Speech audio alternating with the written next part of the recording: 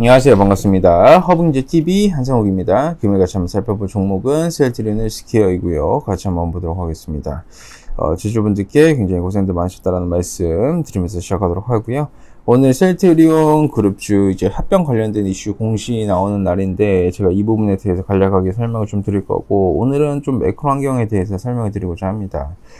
여러분, 이 공시에서 긍정적인 답변이 나와줄 거라고 생각을 하시면 안 됩니다. 제가 저번 영상에서도 한번 말씀드렸었는데, 이 합병 관련된 부분에 대해서는 구체적으로 지금 사측에서 언급을 할 수가 없어요.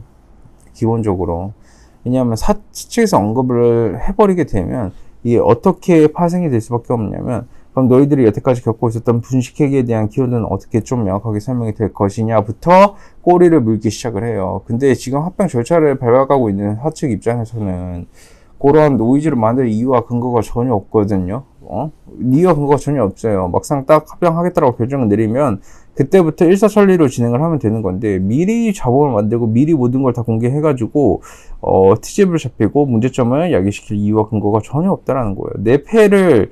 내가 가지고 있는 폐와 내가 가지고 있는 정보를 미리 노출을 왜 시킵니까? 그거는 되려 책 잡힐 일밖에 없다라고 보시면 될 것 같아요. 그렇기 때문에 우리 주주분들도 이번에 뭐 사측에서의 공시 답변이 뭔가 긍정적으로 나아질 것이라는 그런 기대감 자체는 가지시지 않는 게 조금 더 맞는 생각이지 않나 싶습니다. 그 정도까지 한번 이해를 해주시고, 오늘 간단하게 좀 얘기를 한번 해보도록 할게요. 여러분, 허붕제TV 직장인 매매반 그렇지만 이번 주도 두 종목 수익 청산하면서 시작했습니다. 두 종목 챙겨드렸고 두 종목 수익 청산 했습니다.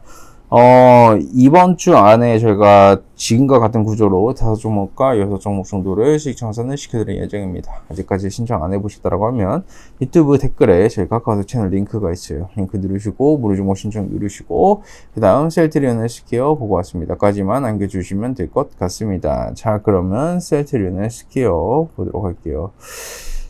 이 경기가 굉장히 힘들지 않습니까? 이 개별적인 종목에 호재가 있다라고 한들 완전히 테마 아니고서는 지금 그 어떤 종목도 잘 올라가 주지는 않고 있어요.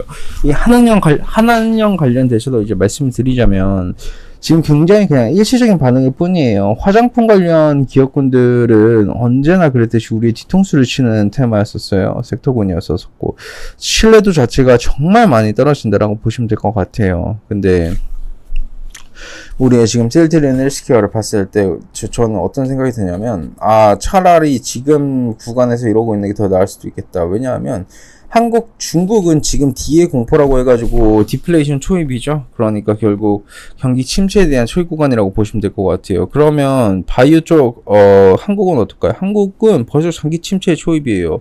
지금 한국 경제가 어떤 구조로 이루어지게 되냐면, 미국은 금리를 엄청 올렸어요. 한국은 금리를 올리지 못했죠. 왜 그럴까요? 부동산 때문이죠.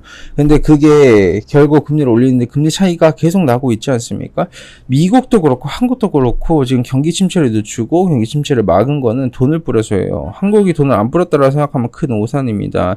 한국은행에서 마통 기념으로다가 빌려다 쓴 돈이 코로나 때보다 더 많습니다. 지금 대한민국이 그 구조이다 보니까 지금 많은 문제가 되어가고 있죠. 그리고 기준금리도 마찬가지예요. 대한민국은 이런 말이 있어요. 부동산이 30% 빠지면 은행들이 무너진다라는 키워드가 있어요. 그쵸. 근데 그거는 장난이 아닙니다. 그거 진짜예요. 근데 그렇게 될 경우에는 어떤 현상이 또 발생이 될 수밖에 없냐면, 기준 금리를 올리지도 못해. 미국에서는 지금 인플레 잡았다라고 하지만 사실 유가 올라가가지고 인플레 다 못 잡아요. 그렇게 되면 다음 달이나 다다음 달쯤 CPI 좀 잘 안 나올 수 있어요. 그럼 그들이 금리 인하를 할까요? 금리 동결을 할까요? 금리 동결 아니면 금리 인상을 합니다. 한국에서 여기서 선제적인 금리 인하 조치를 펼친다? 말이 됩니까, 그거? 말이 돼요? 안 돼요. 여기서 금리 인하한다? 다 죽자는 거예요. 진짜 다 죽자는 거예요. 그러면 금리를 지금 동결을 하든가 금리를 인상을 시켜야 되는 거예요, 한국도.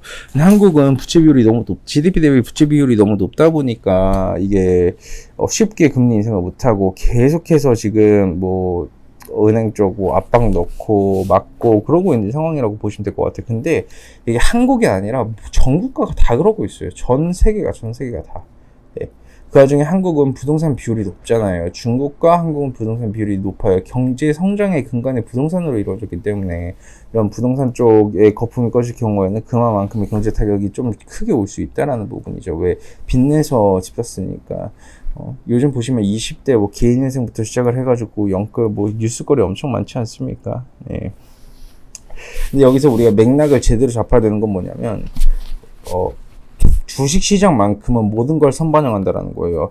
이 부동산 시장은 여러분들이 인지하고 느낄 때쯤이면 그냥 제가 시원하게 욕 한마디 할게요. 좆된 거예요, 그거는. 근데 금융시장은 달라요. 금융시장은 이런 낌새가 나와줄 거라는 우려감이 붙는 순간부터 반영을 시켜버려요. 지금 반영시켜버리고 있는 거예요. 이게 되려 잘 된 거예요, 여러분. 이 반영이 지금 나와줘야지 대한민국 증시는 이제 더 크게 올라가요. 제가 말씀드렸죠. 경기 침체, 그리고 뭐 은행들이 무너져서 돈을 많이 뿌려서 양적 완화 너무 많이 해서 이런 키워드로 시장 빠지고 질병으로 시장 빠지면 무조건 매수 기회예요. 이거는 묻지도 따지지도 말고 매수해야 돼. 이때 매수한 사람들이 돈 벌고 성공했잖아요. 이때 매수 안 하고 그냥 손만 빨고 있었던 사람 어떻게 됐어요? 이 경제 망한다. 제2의 IMF 온다. 무조건 그냥 아무것도 안 하고 가만히 있어야 된다. 어떻게 됐어요? 돈도 못 벌었죠. 경기는 진짜 안 좋았었는데 내 살림살이는 뭐 좋아졌습니까? 아니죠. 왜 그럴까요?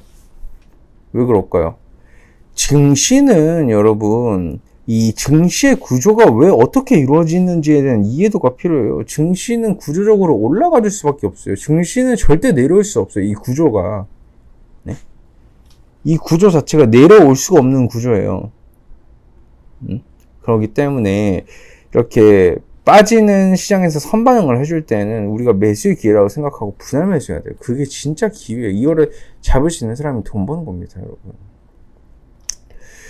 그리고 빠져봤자, 뭐 이제 앞으로 얼마나 빠지겠습니까, 여러분? 빠져봤자예요, 이제.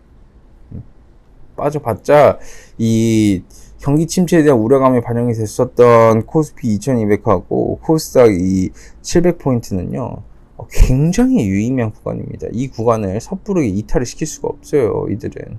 왜냐면 이들도 여기서 굉장히 많은 물량도 모아놔줬고, 증시를 밸류업을 다 시켜놨기 때문에, 타격을 준다 해도 여기에요.